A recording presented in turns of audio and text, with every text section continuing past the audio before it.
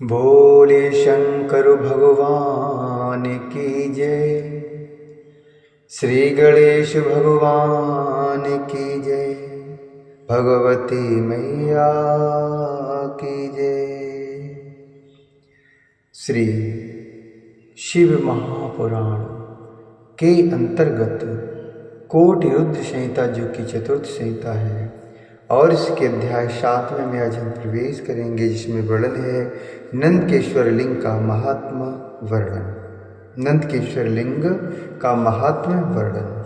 ऋषिगण बोले, हे सूत, हे प्रभु, वैशाख मास के शुक्ल पक्ष की सप्तमी के दिन नर्मदा नदी में गंगा जी कैसे आई थी, इसे विशेष रूप से बताइए।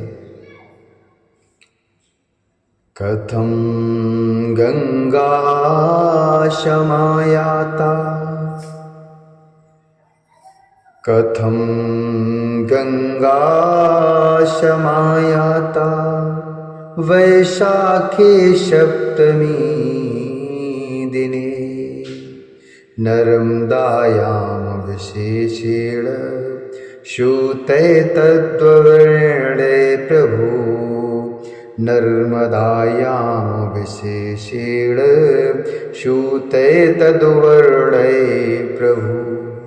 ईश्वरश्च कथं जातो नन्दिकेशो हि नामतः वृत्तं तदपि सुप्रीत्या कथयितुं महावती। ऋषिगण बोले, हे सूत, हे प्रभु, वैशाख मास के शुक्ल पक्ष की सप्तमी के दिन नर्मदा नदी में गंगा जी कैसे आई थी, इसे विशेष रूप से बताइए। हे महामते, उस स्थान पर शिवजी नंदकेश नाम से कैसे प्रसिद्ध हुए, आप इस वृत्तांत को भी अत्यंत प्रीतपूर्वक कहिए। तब सूत जी बोले, हे ऋषि श्रेष्ठो, आप लोगों ने नंदकेश से संबंधित बात ही बहुत अच्छी बात और बहुत उत्तम बात पूछी है। आप लोगों ने नंदकेश से संबंधित है बहुत ही उत्तम और अच्छी बात पूछी है। अब मैं उसका वर्णन आपसे करता हूँ, और इसके सुनने मात्र से पुण्य की वृद्धि होती है। पूर्व समय में किसी ब्राह्मण की ऋषि का नामक एक कन्या थी। पूर्व जन्म में किसी एक ब्राह्मण की ऋषि का नाम की एक कन्या थी। उसने अपनी उस कन्या का विवाह विधान पूर्वक किसी ब्राह्मण से कर दिया। हे ब्राह्मण श्रेष्ठ, पूर्व जन्म के कर्म के प्रभाव से वह ब्राह्मण पत्नी पातिव्रत्य धर्म में परायण होने पर भी बाल्यावस्था में ही विधवा हो गई। तब वह ब्राह्मण पत्नी ब्रह्मचर्य व्रत के पालन में तत्पर हो गई। तब वह ब्राह्मण पत्नी ब्रह्मचर्य व्रत के पालन में तत्पर होकर के पार्थिव पूजन पूर्वक कठोर तप करने लगी। पार्थिव पूजन पूर्वक कठोर तप करने लगी। उसी समय महामायावी मूढ़ नामक बलवान दुष्ट असुर काम बाण से पीड़ित होकर उस स्थान पर गया और तपस्या करती हुई उस परम सुंदरी स्त्री को देखकर वह अनेक प्रकार का प्रलोभन देते हुए उसके साथ सहवास की याचना करने लगा।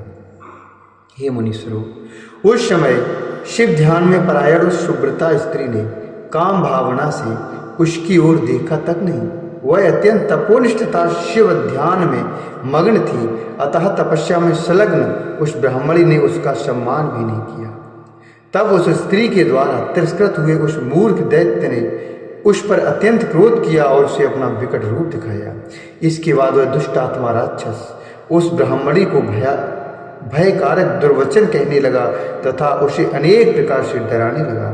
तब शिव परायण वह कृशांगी द्विज पत्नी भयभीत होकर प्रेम पूर्वक बारंबार शिव शिव ऐसा उच्चारण करने लगी। अत्यंत व्याकुल एवं शिव नाम का जप करती हुई वह स्त्री अपने धर्म की रक्षा के लिए जब शिवजी की शरण में चली गई, तब शरणागत की रक्षा, सदाचार की स्थापना तथा ब्राह्मणी के आनंद के लिए सदाशिव वही प्रकट हुए। तत्पश्चात भक्त वत्सल शिवजी ने काम पीड़ित उस मूढ़ दैत्य को उसी समय भस्म कर दिया। इसके बाद भक्तों की रक्षा करने में दक्ष बुद्धि वाले शिवजी ने दया दृष्टि से उसकी ओर देखकर वर मांगो इस प्रकार कहा। वह पतिव्रता ब्राह्मणी शिव जी के इस वचन को सुनकर उनके मनोहर तथा आनंदप्रद रूप की ओर देखने लगी। तदंतर उत्तम विचारों वाली वह पतिव्रता ब्राह्मणी शुभ देने वाले महेश्वर शिव को प्रणाम करके सिर झुकाकर तथा हाथ जोड़कर उनकी स्तुति करने लगे। ऋषिका बोली, हे देव देव, हे महादेव, देव देव महादेव, शरणागत वत्सल, दीन बंधु स्वमीशानो, भक्ति रक्षा कर सदा। इसका बोली, हे देव देव, हे महादेव, हे शरणागत वत्सल, आप दीनों के बंधु, सबके ईश्वर तथा सर्वदा भक्तों की रक्षा करने वाले हैं। हे प्रभु, आपने इस मूल नामक दैत्य से मेरे धर्म की रक्षा की और आपने जो इसका वध किया है उससे आपने संपूर्ण जगत की भी रक्षा की है। अब आप मुझे अपने चरणों में सदा स्थिर रहने वाली श्रेष्ठ भक्ति प्रदान कीजिए। हे नाथ, यही मेरा वर है, इससे अधिक दूसरा वर क्या हो सकता है। हे विभु, हे महेश्वर, मेरी एक और प्रार्थना आप सुने। आप लोक कल्याण के निमित्त यहीं पर निवास कीजिए। सूत जी बोले। इस प्रकार महादेव जी की स्तुति कर उत्तम व्रत वाली वह ऋषिका चुप हो गई। तब दयालु शिव जी कहने लगे। गिरीश बोले, हे ऋषिके, तुम उत्तम चरित्र वाली हो और तुम मुझ में विशेष रूप से भक्ति रखती हो, इसलिए तुमने जो वर मांगा उन सभी वरों को मैंने तुम्हें प्रदान किया।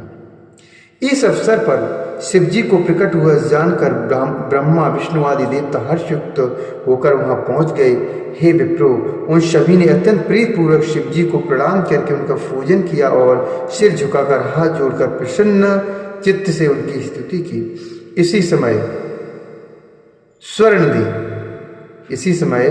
स्वर्ण नदी गंगा जी ने वहां आकर शाहदेवी ऋषिका के भाग्य की प्रशंसा करते हुए प्रसन्नचित होकर उससे कहा। गंगा जी बोली, हे शाहदेवी, तुम वैशाख महीने में एक दिन मेरे कल्याण के लिए अपने समीप में मुझे रहने का वचन दो,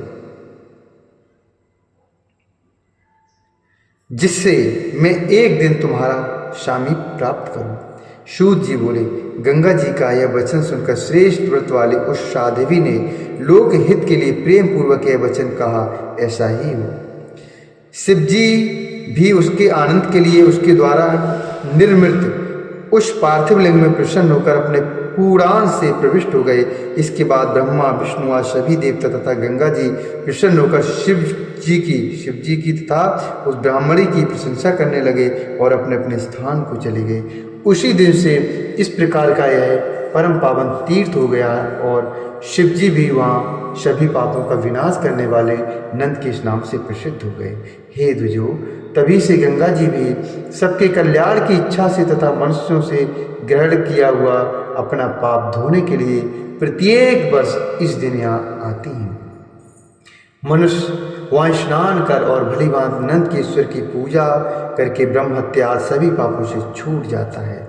इस श्री ऋषि महाप्राणे चतुर्थ्याम कोट रुद्र संहितायाम नंदकेश्वर शिवलिंग महात्म वर्णनम नाम सप्तमोध्याय।